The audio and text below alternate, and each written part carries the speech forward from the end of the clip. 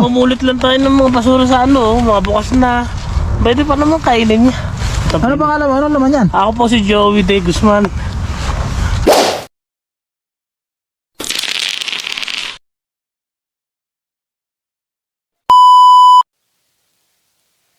Isang mapagpangalang araw po sa ating lahat, mga idol, bossing. Meron po akong napanood na isang viral video ng kababayan natin na OFW na nasa Canada. Sobrang nakakalungkot na makita po yung isang kababayan po natin na sasakripisyo sa malayong lugar. Tapos, ganun po ang nangyari sa kanya. Homeless po siya ngayon. At kailangan po talaga niya na tulong ng ating kababayan. Sana may makapansin po ng video na to. Sobrang nakakalungkot po talaga pag tapusin niyo po yung video. Bago ko po simulan yung video natin, kung di pa po kayo nakasubscribe sa aking channel, subscribe po muna kayo para tuloy-tuloy po kayo updated sa mga video po natin na ilalabas. Diba, simulan na po natin.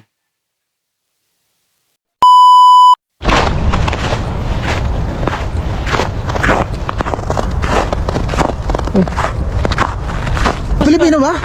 Oo, Pilipino po. Ba't napakalamig, ba't mo tinanggal yung ano mo? Yung... Magme-medyas po sana ako eh. Dahil Andiyan sa bag mo? Opo, andito sa bag. Dahil napakaginaw. Oh my goodness, pare, ba't? Ay, Ano pangalan eto, mo? namumulit lang tayo ng mga basura sa ano, mga bukas na. Pwede pa naman kainin niya. Ano pangalan mo? Ano naman yan? Ako po si Joey De Guzman. Tapos may tubig. Inom lang, nauhaw po tayo sa paglalakad. Ay, napaka... Kalkal ng basura eh. Hadami. Nakapagbasura ka na? Ay, opo, ito. Nagbenta ka na? Ano yan? Hindi pa po. Kalakal pala. Ito, peanut butter na iyon. Bukas na, pero Eh, parang may pwede pang amag gamitin. naman eh. Popcorn. Oh. Oh, popcorn. Magtipid mo tayo sa pagkain dahil ang dami nagugutom. Kaya mag-sky, pwede pang gamitin yan. No? Hindi pa sila. Oh my goodness, napakalamig pre, oh. Napakaswerte Oh. nito. Anong Sobrang lamig. taga saan ka sa atin? Ano po ako, Saragosa. By siya po. Walang... Kamusta sa mga kababayan ko dyan sa Saragosa, ano? Siya, Saragosa. Hindi porkit lahat ng nasa Canada eh, successful. Meron ding May talagang Anong nangyari sa'yo? Ba't na... po yung Homeless, no? na-homeless po tayo dalawa nung aking relasyon dati. Eh, kinasamang palad doon ta. Napakalamig ko. Na ano ka? Nanlalaki anong- po pala siya. Yun ang Tapos pinakamasakit. nagsusugal pa yung babae. So lahat ng ipon, iniipon ko, akala ko. Kaya nasadlak ka sa ganyan. Opo. Pagtingin ko, sira ang naipon. Tapos sumama na sa ibang babae, ay sa lalaki. Kuha mo muna yung medyas mo. Opo, magano tayo. Ito pong boy sa Canada eh. Kumain ka na ba? Eh, hindi na po, meron tayong ano dyan. May Meron na. may ano ka, may pamilya ka sa Pilipinas. At ano po yung mga tiyuhin ko sa Angeles?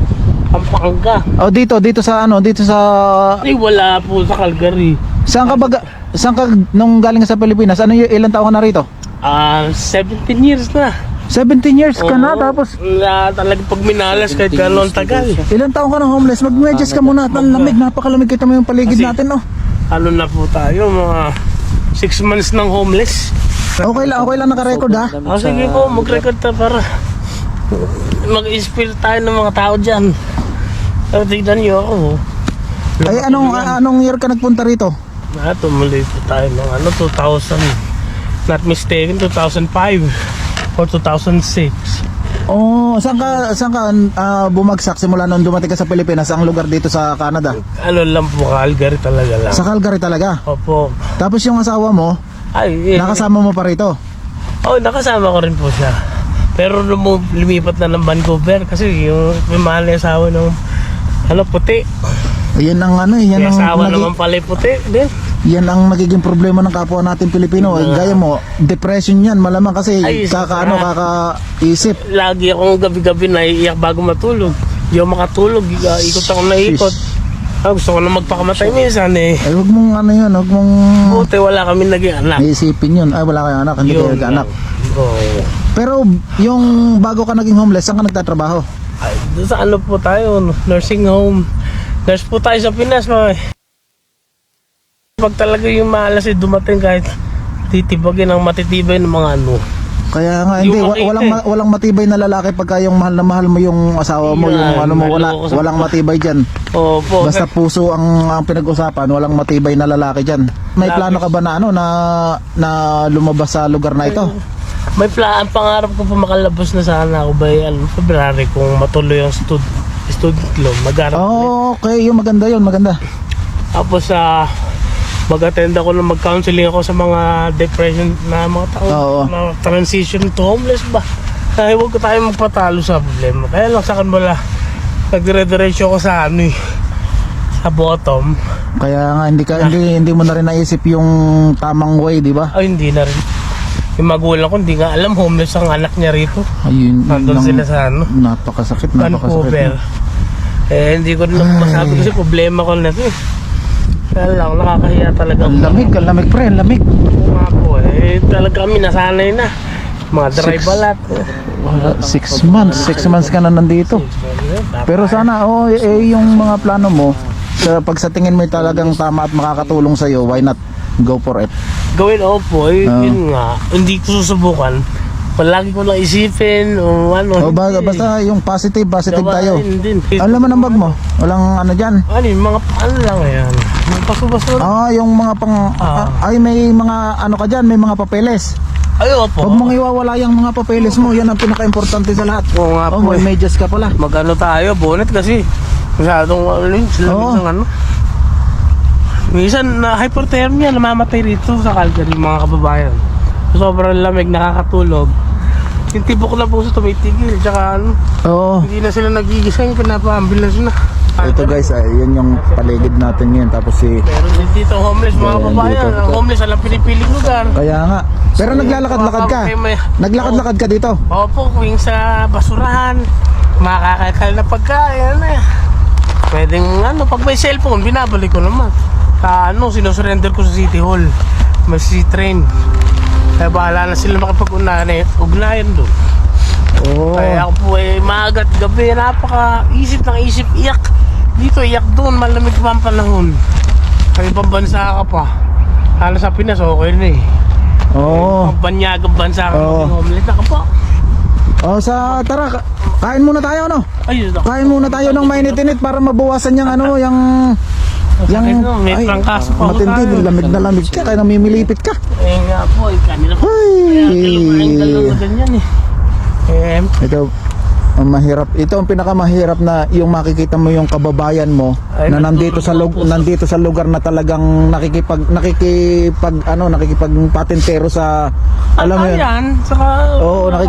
Parang ganun. Wala kasi Kasi sigurado napakalamig. sa gabi. Napakalamig, hindi ka sigurado kung anong bukas meron ka. Totoo po yan. Katunayan po yun dito. Sa Pinas, kalaban mo lang, hirap. Dito, lamig. Kaya nga, lamig ako.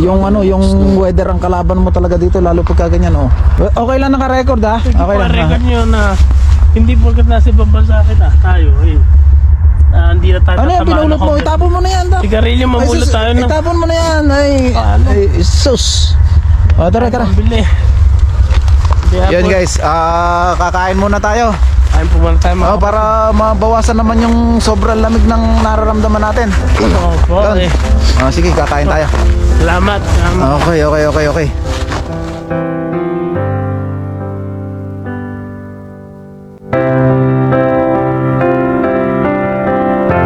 I-share po ng video na makarating po sa pinauukulan po natin. Yun guys, nakakalungkot na sa paghahanap natin kay Kuya Moises, isa naman Pilipinong homeless ang nakita natin.